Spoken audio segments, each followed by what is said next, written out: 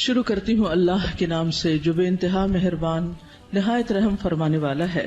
علم کیا نہیں، نشرح ہم نے کھول دیا، لکا آپ کے لیے، صدرک سینہ آپ کا، ووضعنا اور اتار دیا ہم نے، عنکا آپ سے، وزرک بوجھ آپ کا، الذی وہ جس نے، انقضا توڑ دی تھی، ظہرک کمر آپ کی، ورفعنا اور بلند کیا ہم نے، لکا آپ کے لیے، ذکرک ذکر آپ کا، فإن پس یقیناً، مع ساتھ، العسری تنگی کے، یسرا آسانی ہے، ان یقیناً، مع ساتھ، العسری تنگی کے، یسرا آسانی ہے، فإذا پس جب، فرغتا فارغ ہو جائیں آپ، فانصب تو محنت کیجئے، وإلی ربک اور طرف اپنے رب کے، فرغب پس رغبت کیجئے۔ سورۃ الانشراح جس کا ایک نام سورۃ الشرح بھی ہے اور سورۃ الم نشرح بھی، یہ تین نام عام طور پر آپ کو مختلف مصاحف میں لکھے ہوئے ملیں گے۔ تینوں میں معنی ایک ہی ہے، مکی سورت ہے، پچھلی سورت کا تتمہ ہے یعنی کمپلیشن ہے۔ بعض کے خیال میں یہ دونوں ایک ہی سورت ہے، لیکن حقیقت یہ ہے کہ دونوں الگ الگ صورتیں ہیں، سورۃ الضحیٰ اور سورۃ الم نشرح۔ سورۃ الضحیٰ میں بھی رسول اللہ صلی اللہ علیہ وسلم پر اللہ سبحانہ وتعالیٰ کے انعامات کا ذکر ہے، اور اس سورت میں بھی آپ صلی اللہ علیہ وسلم پر اللہ سبحانہ وتعالیٰ نے جو انعامات کیے، احسانات کیے، ان کا ذکر ہے۔ سورۃ الضحیٰ میں حسی انعامات، ظاہری انعامات، نظر آنے والی چیزیں، ان کا ذکر ہے، اور سورۃ الشرح میں معنوی یا نظر نہ آنے والے لیکن حقیقت میں جو اللہ سبحانہ وتعالیٰ کے انعامات ہیں جن کا ذکر آگے آئے گا آج، ان کا ذکر ہے۔ حقیقت یہ ہے کہ کوئی بھی نعمت کسی کو بھی جب ملتی ہے تو اس پر لازم ہوتا ہے کہ وہ اس کا شکر ادا کرے۔ سورۃ الضحیٰ کے آخر میں آپ صلی اللہ علیہ وسلم کو بتا دیا گیا کہ آپ شکر ادا کرنے کے لیے کیا کیا کریں۔ کیا بتایا گیا؟ فَأَمَّا الْيَتِيمَ فَلَا تَقْهَرْ وَأَمَّا السَّائِلَ فَلَا تَنْهَرْ وَأَمَّا بِنِعْمَةِ رَبِّكَ فَحَدِّثْ، کہ جس طرح آپ پر احسانات ہوئے ہیں کہ اللہ تعالیٰ نے آپ کو یتیمی کی حالت میں بہترین ٹھکانہ عطا کیا اور بہترین آپ کو علم عطا کیا، نبوت عطا کی، تو اسی طرح آپ بھی یتیم کے ساتھ احسان کریں، اور جو سوالی کوئی آئے، علم کا سوالی یا مال کا سوالی، اس کے ساتھ نرمی کا سلوک کریں، اس کو ڈانٹے نہیں۔ یعنی آپ صلی اللہ علیہ وسلم کو دی جانے والی نعمتوں اور احسانات کا شکر ادا کرنے کا طریقہ بتایا جا رہا ہے، جیسی نعمتیں ویسا ہی شکر، اسی کی قسم کا شکر۔ اور اس صورت میں بھی ہم دیکھتے ہیں کہ جن احسانات کا ذکر ہے بعد میں اسی طرح کے شکر ادا کرنے کی بات ہے، اور یہاں چونکہ مانوی نعمتیں ہیں جیسے وحی الہی ہے، اور اللہ سبحانہ وتعالیٰ نے آپ کے لیے جو آسانیاں کی اور آپ کا ذکر خیر جو بلند کیا، تو اس پر آپ کو حکم دیا جا رہا ہے کہ آپ اپنے رب کی طرف توجہ کیجئے، اس کی عبادت کیجئے، جب فارغ ہو جائیں تو بھی اپنے رب کی طرف رغبت کیجئے۔ انسان جب کسی بھی نعمت کا شکر ادا کرتا ہے تو اللہ تعالیٰ کا وعدہ ہے کہ وہ اس نعمت کو بڑھا دیتا ہے اور زیادہ عطا کرتا ہے۔ ہمیں بھی اللہ تعالیٰ نے مختلف طرح کی نعمتیں اور ٹیلنٹس دے رکھے ہیں، بعض اوقات ہم اپنے ان ٹیلنٹس کو فل کیپیسٹی میں استعمال نہیں کرتے، نتیجہ کیا ہوتا ہے؟ ہماری صلاحیتوں کو زنگ لگ جاتا ہے۔ لیکن جتنا زیادہ ہم ان کو استعمال کرنے لگتے ہیں، جتنا زیادہ ہم ان کو دینے لگتے ہیں، اور خاص طور پر اگر کوئی شخص دین کی دعوت دینے والا ہو یا تعلیم دینے والا ہو، تو ایک استاد یا ایک داعی جتنا زیادہ اپنے مدعو کے ساتھ یا اپنے طالب علم کے ساتھ، اسٹوڈنٹ کے ساتھ محنت کرتا ہے، اس کے لیے قربانی کرتا ہے، اس کو سکھانے کی اور اس کو دینے کی کوشش کرتا ہے، تو اس کا علم اور تجربہ اتنا زیادہ بڑھتا چلا جاتا ہے۔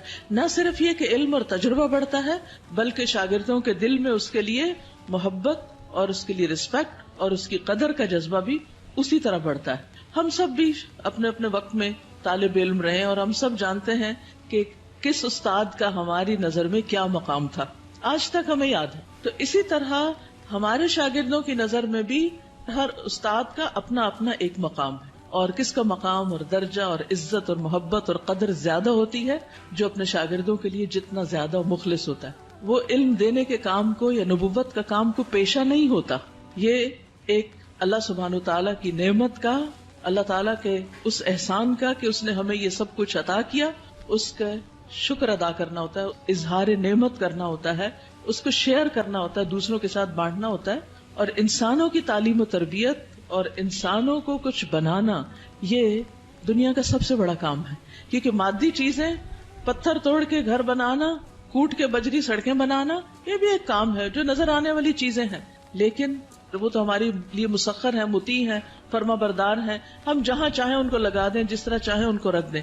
لیکن انسان اتنی آسانی سے بات سننے والے نہیں ہوتے. ان کو مولڈ کرنا اور ان کو گھڑنا اور ان کو کچھ بنانا اور ان کو سنوارنا اور ان کو نکھارنا، جو نبی صلی اللہ علیہ وسلم کے فرائض منصبی میں سے تھا. اور یہی آپ کے بعد ہر استاد کی ذمہ داری ہے کہ وہ طالب علموں کو صرف انفارمیشن ٹرانسفر کرنے والا نہ ہو، بلکہ ان کے اندر کے پوٹینشل کو، ان کی صلاحیت کو، ان کے اندر پائی جانے والی مختلف جو قوتیں ہیں ان کو نکھارنے اور معاشرے کے لیے اور خود اس شخص کے لیے زیادہ سے زیادہ مفید بنانے والی. اور یہ کام والدین کے بعد استاد ہی کرتا ہے اور یہ اس کی بہت بڑی ذمہ داری ہوتی. تو اس پس منظر کو سامنے رکھتے ہوئے ہم اس سورت کا انشاءاللہ مطالعہ کریں گے کہ ہمیں کیا کرنا ہے. سوال یہ پیدا ہوتا ہے کہ کیا یہ احکامات جو اس سورت کے اندر آئے ہیں صرف نبی صلی اللہ علیہ وسلم کے لیے خاص ہیں یا اس کے بعد ان لوگوں کے لیے بھی جو آپ کے طریقے پر چلنے والے ہوں اور آپ ہی کے کام کو آگے لے کر بڑھنے والے ہوں. تو حقیقت یہ ہے کہ یہ سب کے لیے ہیں، آپ کے لیے خاص اور ہمارے لیے عمومی طور پر. تو آئیے دیکھتے ہیں سورت کو. اللہ سبحانہ وتعالیٰ فرماتے ہیں الم نشرح لک صدرک. الم کیا نہیں، سوالیہ انداز ہے اور یہ یقیناً کے معنوں میں ہے، قد کے معنوں میں. نشرح ہم نے کھول دیا.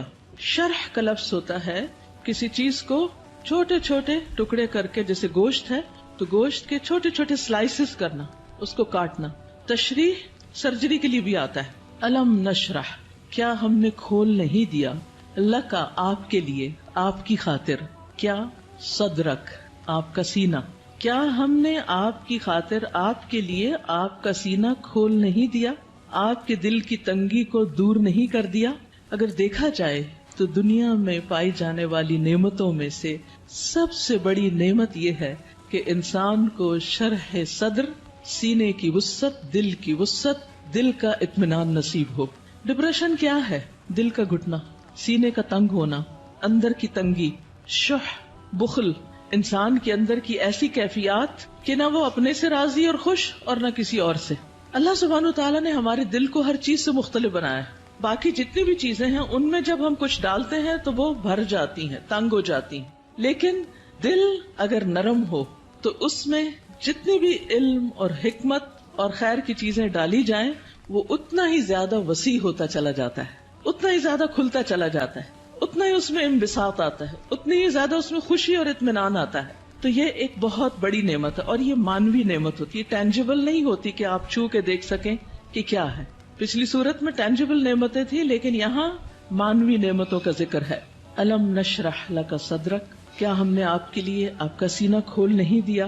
جب سینہ کھلتا ہے تو مشکل سے مشکل، پیچیدہ سے پیچیدہ اور کمپلیکیٹڈ معاملات سمجھ میں آنے لگتے ہیں. انسان چیزوں کی تہ تک پہنچنے لگتا ہے، اس کو گہرائی نصیب ہوتی ہے، اس میں وزڈم آتی ہے، اس میں ڈیپتھ آتی ہے اور انسان دور تک سوچنے لگتا ہے.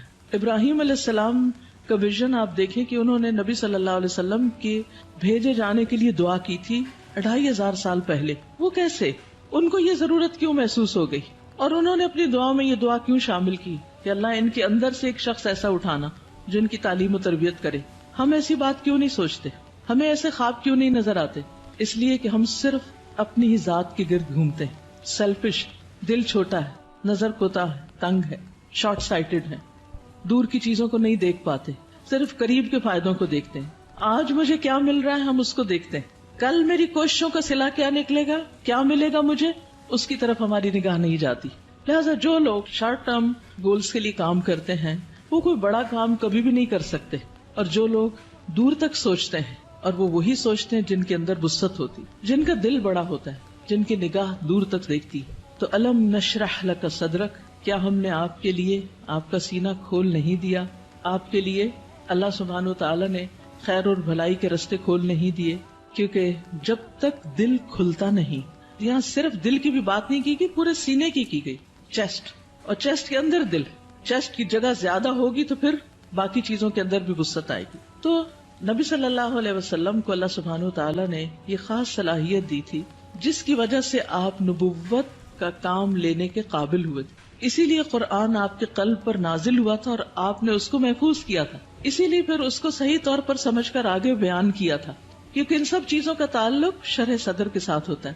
یہی وجہ ہے کہ ہم دیکھتے ہیں کہ موسیٰ علیہ السلام جب اللہ سبحانہ وتعالی نے ان سے بات کی، ہم کلام ہوئے اللہ تعالیٰ، اور ان کو اپنے کام کے لیے چن لیا، وَاصْطَنَعْتُكَ لِنَفْسِي، اور اللہ تعالیٰ نے ان کو اپنی رسالات سے نوازا، تو انہوں نے سب سے پہلی دعا کیا مانگی؟ رب اشرح لی صدری ویسر لی امری واحلل عقدۃ من لسانی یفقہوا قولی، کہ اللہ میرا سینہ کھول دے، یہ ساری بات مجھے بھی سمجھ آئے اور دوسروں کو بھی سمجھ آئے، اور میرا کام آسان کر دے، اور میری زبان کی گرہ کھول دے تاکہ لوگ بات سمجھ سکیں، اور مجھے میرے گھر والوں میں سے ایک مددگار میرے بھائی ہارون کو عطا کر. تو بہرحال اللہ سبحانہ وتعالی جس کے ساتھ بھلائی کا ارادہ کرتا ہے، من یرد اللہ بہ خیرا یفقہہ فی الدین، اور پھر افمن شرح اللہ صدرہ، کیا بھلا وہ جس کا سینہ اللہ نے کھول دیا، فہو علی نور من ربہ، اور وہ اپنے رب کی طرف سے ایک نور پر ہو. تو جس کا سینہ اللہ تعالیٰ کھول دے، اور خصوصاً جس کو اللہ ہدایت دینا چاہتا ہے، صحیح راستہ دکھانا چاہتا ہے، تو اس کے بارے میں کیا فرمایا؟ من یرد ان یہدیہ یشرح صدرہ للاسلام، جس کو اللہ ہدایت دینا چاہتا ہے اس کا سینہ اسلام کے لیے کھول دیتا ہے، اس کو وسعت عطا کر دیتا ہے، اس کے دل میں پھر اسلام کی محبت پیدا ہو جاتی، وہ اس کے لیے کچھ کرنا چاہتا ہے. اور ساری قربانیاں اس کے بعد ہی ہوتی ہیں جب انسان کا سینہ کھل جاتا ہے. اور پھر آپ دیکھیں کہ سینہ تنگ کب ہوتا ہے، دل تنگ کب ہوتا ہے؟ جب لوگ ہم پہ باتیں کرتے ہیں، جب لوگ ہمیں ہرٹ کرتے ہیں، تو پھر ان کی طرف سے ہمارا دل تنگ ہو جاتا، پھر ہم معاف نہیں کر سکتے، پھر ہم اپنے دل میں حسد اور بغض اور ان چیزوں کو بھر لیتے ہیں، پھر ہم ان لوگوں کے ساتھ خیر اور بھلائی نہیں کر سکتے. لیکن آپ دیکھیے کہ پیغمبروں کو لوگوں نے کون سا لقب ہے جو نہیں دیا، ساحر، کاہن، مجنون، شاعر، نہ جانے کیا کچھ، لیکن کیا انہوں نے ان باتوں کو دل میں رکھا اور لوگوں سے انتقام لیے اور جوابی کارروائیاں کی، یا ان کو معاف کر کے پھر بھی ان کی ہدایت کی دعائیں کرتے رہے؟ جنہوں نے پتھر مارے طائف کے سفر پر، آپ نے ان کے لیے کیا کیا؟ ان کے لیے بھی دعائیں کی. ہر موقع پر نہ صرف یہ کہ نبی صلی اللہ علیہ وسلم نے، بلکہ باقی پیغمبروں نے. آج بھی جو شخص واقعی سچے دل سے اسلام کی خدمت کرنا چاہتا ہے، یعنی جس کے دل میں اسلام کی خدمت کا جذبہ ہے، اسے لازمی طور پر اپنے دل کی وسعت کے لیے دعا کرنی، اسے اپنے دل کو کھلا کرنا ہوگا، اسے لوگوں کو معاف کرنا ہوگا، اسے لوگوں کی غلطیوں سے درگزر کرنا ہوگا. اس کے علاوہ بعض لوگوں نے اس کا یہ معنی بھی بیان کیا ہے کہ نبی صلی اللہ علیہ وسلم کا شق صدر کیا گیا تھا، آپ کے سینے کو واقعی لٹرلی کھولا گیا تھا 2 مرتبہ، ایک دفعہ بچپن میں اور ایک دفعہ بڑے ہو کر معراج کے موقع پر.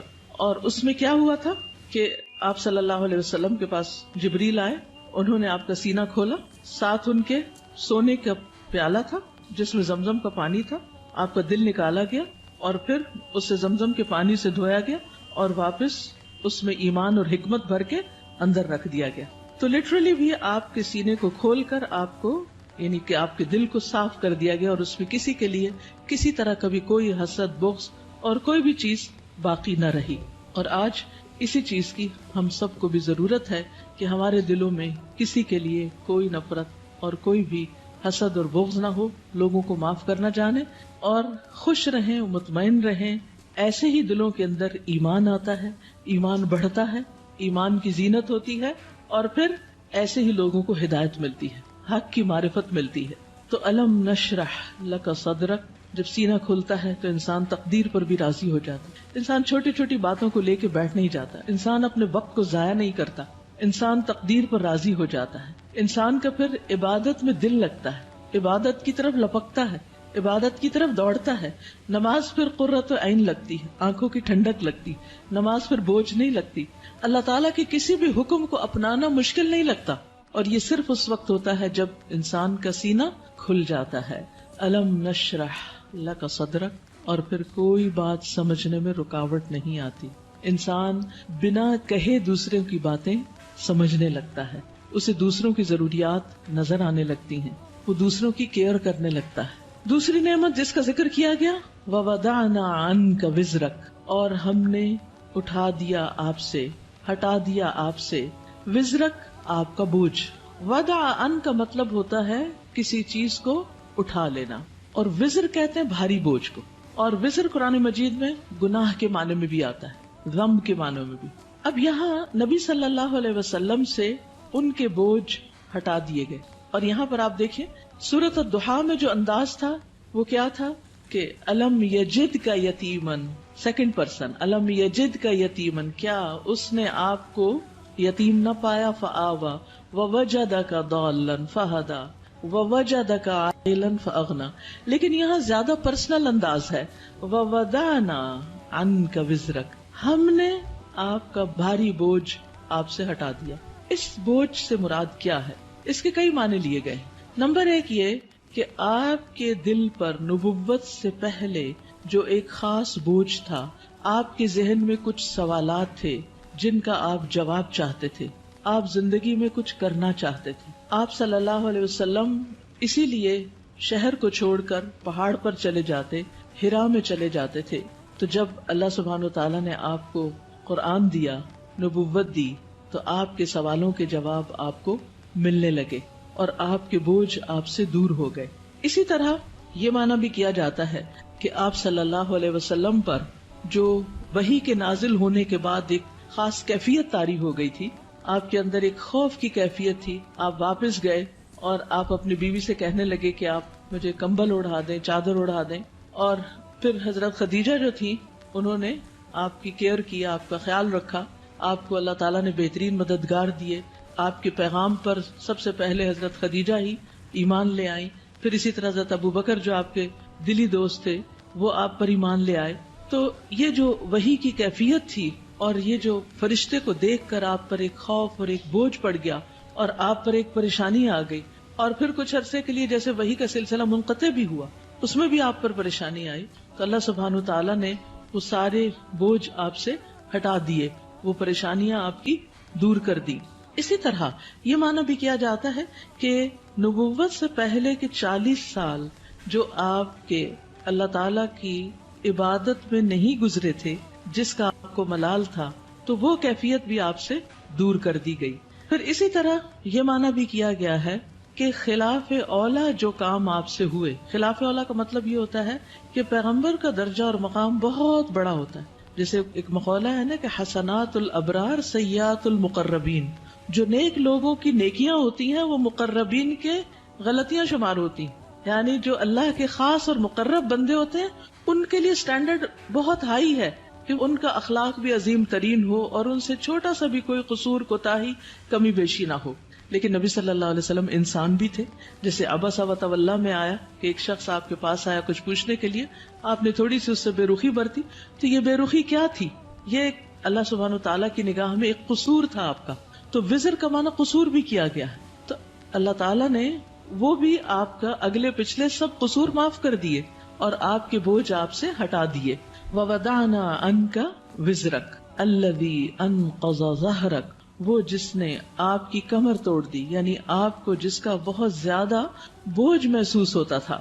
نقیض ہوتا ہے کسی چیز کو اس طرح توڑنا کہ اس میں سے کڑکڑانے کی آواز ہو، یعنی کڑکڑاہٹ، جیسے چارپائی کے اوپر اگر زیادہ لوگ بیٹھ جائیں تو کیا ہوتا ہے، یا کبھی کرسی کے اوپر کوئی بھاری شخص بیٹھ جائے تو اس کے اندر سے جو آواز نکلتی ہے نا، تو وہ کیا کہلاتی ہے؟ نقیض کہلاتی ہے۔ تو انقض ظہرک، یعنی جس نے آپ کی پیٹھ کو بوجھل کر دیا تھا، آپ کے اوپر ایسی ذمہ داری آ پڑی تھی کہ آپ اس کی وجہ سے بہت دبے ہوئے یا آپ بہت اس کی وجہ سے بوجھل محسوس کر رہے تھے، تو اللہ سبحانہ وتعالیٰ نے وہ بھی آپ سے دور کر دیا۔ وَرَفَعْنَا لَكَ ذِكْرَكَ، اور آپ کا ذکر خیر بلند کر دیا، یعنی آپ کو شہرت عطا کی، آپ کو بلندی عطا کی، نہ صرف یہ کہ آپ کو بلکہ آپ کے ذکر کو، یعنی آپ کے نام کو، آپ کے مقام کو، آپ کے درجے کو بہت بلندی ملی۔ اور اس کے لیے ایک حدیث میں آتا ہے کہ نبی صلی اللہ علیہ وسلم نے فرمایا کہ جبریل علیہ السلام میرے پاس آئے اور کہا کہ آپ کا رب کریم پوچھتا ہے کہ آپ کیا جانتے ہیں کہ میں نے آپ کے ذکر کو کس طرح بلند کیا ہے؟ رفعنا لک ذکرک کیسے ہوا؟ میں نے جواب دیا کہ اس حقیقت کو اللہ تعالیٰ ہی بہتر جانتے ہیں۔ تو اللہ تعالیٰ نے فرمایا کہ آپ کے ذکر کی بلندی کی کیفیت یہ ہے کہ جہاں میرا ذکر کیا جائے گا وہاں آپ کا بھی ذکر کیا جائے گا، یعنی نبی صلی اللہ علیہ وسلم کا ذکر بھی۔ اور اسی لیے ہم دیکھتے ہیں کہ جب ایک شخص مسلمان ہوتا ہے تو کیا پڑھتا ہے؟ لا الہ الا اللہ اور محمد الرسول اللہ، یعنی اسلام میں انٹر ہونے کے لیے جو کلمہ پڑھا جاتا ہے. اسی طرح اشہد ان لا الہ الا اللہ واشہد ان محمدن عبدہ ورسولہ. پھر اسی طرح آپ دیکھیے کہ 5 وقت جو نماز ہوتی آذان، اس میں اشہد ان لا الہ الا اللہ واشہد ان محمد الرسول اللہ. پھر نماز میں تحیات اور پھر اس کے بعد درود شریف، اس میں بھی نبی صلی اللہ علیہ وسلم کا ذکر ہوتا ہے. پھر اسی طرح جب بھی جہاں بھی جو بھی آپ کا نام لے، ساتھ آپ کے اوپر درود و سلام بھیجے، پڑھنے والا بھی اور سننے والا بھی.